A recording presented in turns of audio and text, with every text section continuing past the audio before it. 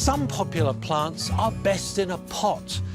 Plant them outside and they'll suddenly supersize and take over your whole garden.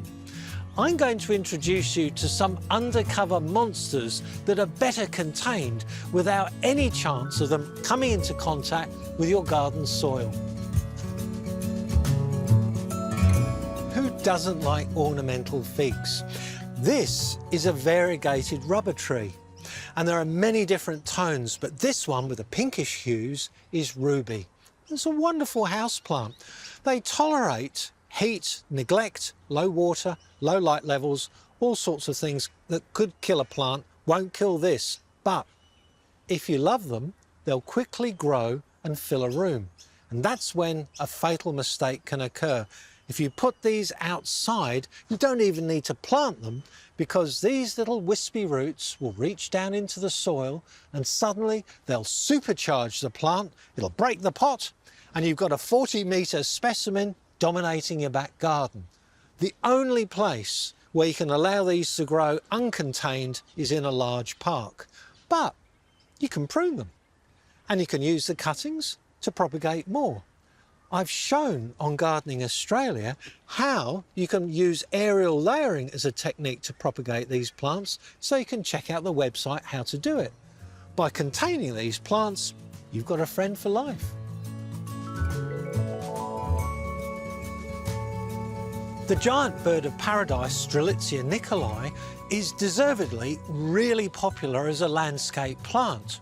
It's widely available, but in this nursery, it's only sold as an indoor houseplant, and for a very good reason. It has tropical looks, flowers freely, is tough in drought and will grow quickly. You can distinguish it from its smaller cousin by its blue and cream flowers over the lurid orange of the smaller type. However, this plant comes with a warning. If you plant this in the ground, you'll need plenty of space, because this plant is fireproof, drought-proof, frost-proof, and it'll rapidly grow into a clump 8 metres high and form a suckering clump 5 metres wide. Now, this also self-seeds, and it's emerging as an environmental weed. You'll need an excavator to remove one of these once they've settled in. Isn't it amazing that a plant like this can be simply tamed by a plastic pot? The fruit salad plant, Monstera deliciosa, has iconic leaves which launched 1,000 plant collections, including mine when I was a youngster in London. Now, these fenestrations only develop on mature leaves. You can see on this seedling here, there's none at all.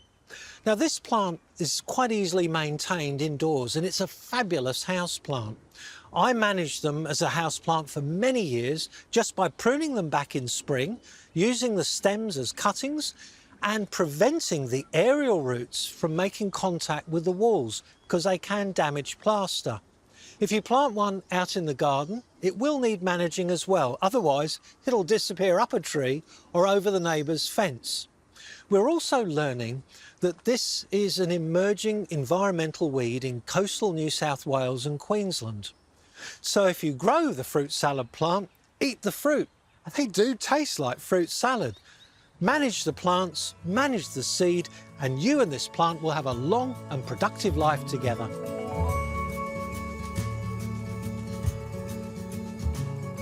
Look at these bonsai. They're a perfect example of how to manage an undercover monster, because most of these are forest trees. So all you need to remember to manage large plants is how to prune and how to pot.